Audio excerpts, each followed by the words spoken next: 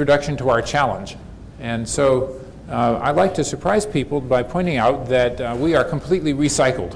When you look in the mirror in the morning and you pull on your whiskers or you comb your hair, you are looking at atoms that came from the insides of stars. The Big Bang, which seems to be the right story, did not give us anything but hydrogen and helium. So you know you're made of carbon, oxygen, nitrogen, iron, sulfur, all those other things.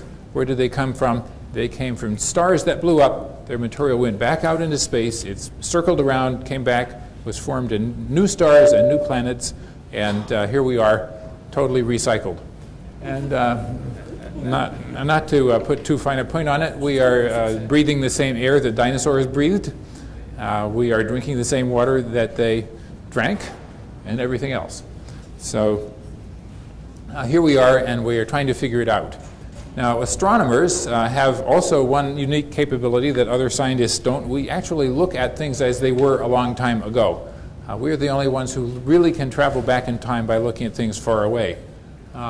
So we do it by just depending on the speed of light. You look at something 1 light year away, and you see it as it was a year before.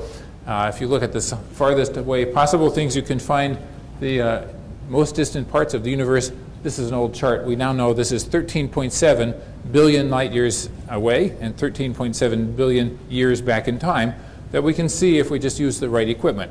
So this is sort of the most startling thing. Now, geologists, they look at old rocks. Librarians look at old books. Historians read the old manuscripts. We actually look back in time. Now, the penalty, our curse for having this temerity, is that we only get fuzzy pictures. So you can't go actually back and see things up close. So, but I can't complain. So next, here's a simple question. Well, how far do you know? How far are you looking? Well, we do the same thing that ancient Greeks and Egyptians could do. We draw triangles. If you know one side of a triangle and you know 2 of the angles of a triangle, you know the whole shape of the triangle. This is called surveying. And we learned all about it in high school, and I could do it then. The ancient Greeks knew how even to draw circles to tell how far away things were. They were able to estimate the size of the Earth by angles, and they were able even to estimate the distance to the moon. But they were unable to get the right answer for the distance to the sun because it's too far away for this method for them. The other method that we have is, well, what do you do when you can't draw the triangle? So our story is if something is similar to something that's close but it's fainter, it's probably because it's farther away. So we use something called the inverse square law that says the ratio of brightness is inversely proportional to the square of the ratio of distances. So farther away is fainter, and we're very precise now about this. So now we know how far away we're looking. And we know the speed of light. So, I see my friends, more friends arriving. So anyway, we're looking back in time. Now we'd also like to know how fast things are moving. If you look at the sky and you watch the moon over the course of an evening, you can actually see that it's moving relative to the stars, as well as rising and setting. So that's the only one where you can actually see with your own eye that it's moving.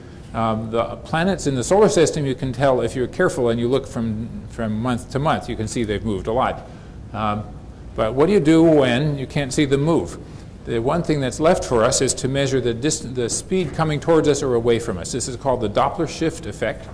So you can hear it with sound waves and trains going by or sirens. You can see it in the stars as well. If you see a pattern of what they're called spectrum lines, well, and let me describe what those are. If you spread out the sunlight with a prism and you spread it out very far and very carefully, you can see these dark marks across the spectrum of the sun. And that's due to the chemical elements in the atmosphere of the sun. Now, if we look at a distant star and we see a similar pattern, but all the wavelengths are off by a certain ratio, we say it's because the object is coming towards us or going away from us at a speed. And so we know how to calculate this. We can tell if stuff is moving towards us or away from us. So this has been known for a long, long time. So we astronomers gradually got good enough at this that in 1929, Edwin Hubble could draw this little chart. So this is a discovery chart for him. He's the same guy we named the telescope after. So what he's got here is a chart. Each of these dots or circles is a galaxy. and here's how far away he said it was, and here's how fast away it's moving. So you see on this chart that almost all of the dots show that the distant galaxies are going away from us. So the universe seems to be expanding. And then here's an interesting surprise. It's not random. There's a trend here. The farther away they are, the faster they're going. So what do you do when you see a trend like that? If you're a scientist, you draw a straight line. So, and you hope that it's the right story. So anyway, so you do this. You can actually compute the age of the universe from this chart. Divide the distance by the speed, and it's the slope of this line, and or the inverse. Anyway, divide distance by speed, and you get the age of the universe as he saw it. So, kaboom! 1929, the worldwide economy collapses. The discovery of the expansion of the universe. Which was more important? Well, it depends on who you are at the time, I think.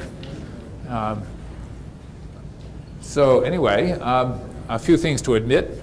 Edwin Hubble got the wrong distance for these stars.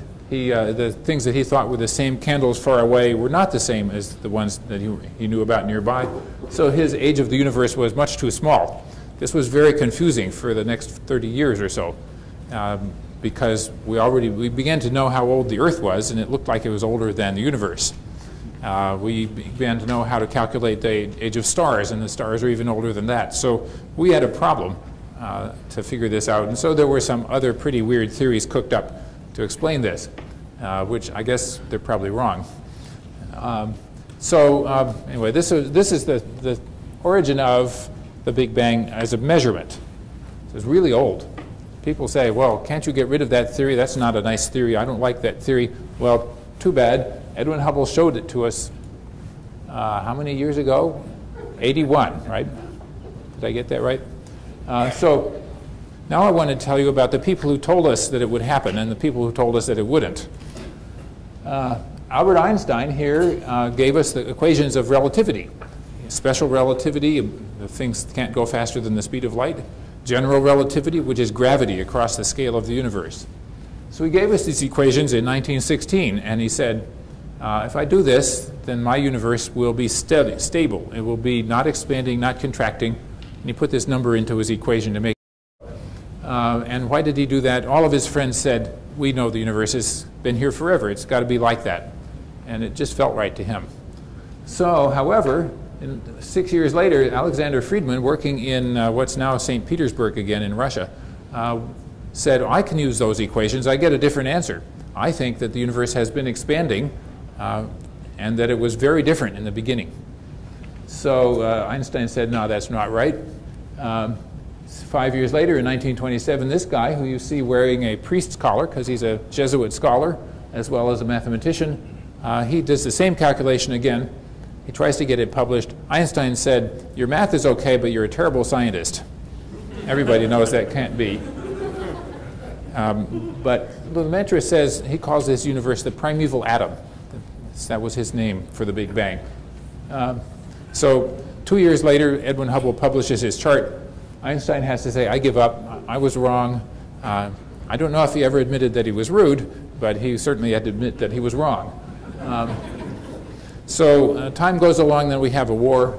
After the war, people come back to pure science again.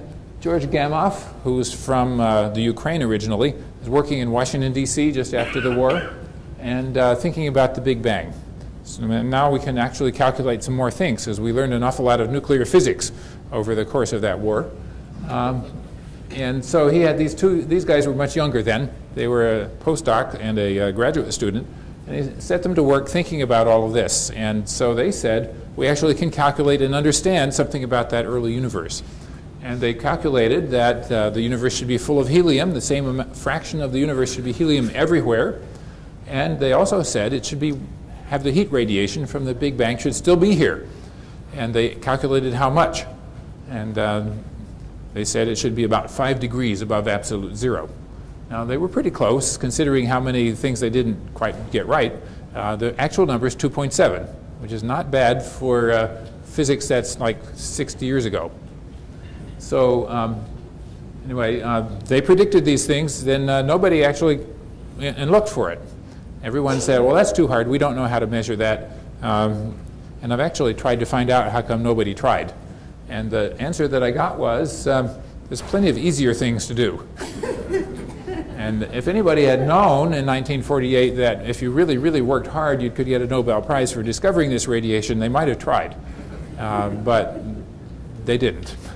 So it came along in 1965 that the radiation was discovered, this heat radiation of the Big Bang, by accident, by people who were serious engineers, and they were building telecommunications equipment as well as trying to do astronomy. So that's the sort of story of this heat radiation. Now, you might say, well, it was so hard to measure, isn't it awfully faint? And the answer is not really. If you put out a collector about this big, you get about a microwatt, which isn't so small, of heat from the Big Bang. And of course, you don't feel that it's very warm, because that's not much compared to human scale. But we could have measured it a lot sooner than we did if we'd known that it was worth measuring. So I'll skip the other people. These two guys are still alive and still writing theory about the Big Bang. But I don't have time to tell you all about it. I wanted to illustrate a few paradoxes. Every time I give a talk, and even after I show this chart, people say, well, where was the middle of the explosion? And I'm trying to illustrate in this chart that we can't tell. I've got these three astronomers here, and they're all looking at each other, and each one of them can draw the Hubble diagram the same way that Edwin Hubble did. And this one's drawn from the perspective astronomer on the left. He or she calculates our universe is 1 hour old. Now imagine what this one says. He's 1 kilometer away, and he's going away from me 1 kilometer per hour, so my universe is also 1 hour old, and it feels to me like I'm in the middle also. So the trouble with the expansion that we've measured is we cannot tell where the middle is. And in fact, we can't even tell if there is a middle. We cannot tell if there's an edge. We've never found any sign that there's an edge either. There is a limit to how far we can see, but there's not probably an edge of the universe. So that means I can't draw you a picture. I can do this. It was very big and it was very hot. And we don't honestly know much about what came at the very earliest times. There's an awful lot of good work going on, but we're not ready to tell you a final answer. We're not on jeopardy, as is not our final answer. So I'll try to tell you a few things that are important to us. Everybody looks around and says, well, my universe is not expanding. The solar system is not expanding, no matter how hard we try to measure it. It just goes around in its orbits just as though nothing was going on outside. So how come we're here? How come some part of the universe stopped expanding and came back in and collapsed down and make stars and galaxies? Our story is that the Big Bang material was not uniform. There were parts that were just a little bit more dense than average. And that is a little bit extra density is enough, produces enough gravity that those parts will stop expanding, they'll collapse back down again. So we're here because the Big Bang had spots in it. So, and there's a lot more to say about that, but that's how come we're here. The Big Bang was not perfect, it was not smooth. Then after, of course, stars form, then we can have all the chemical reactions, the nuclear reactions, and we can be here talking about it because of all of that. And there's a lot of remarkable science in there. Even the question of why is time going forward is buried in this question. So, so there's a lot to say, but I'm going to skip it because I have to tell you the whole history of the universe in an hour. So I'm going to abbreviate slightly. So what we have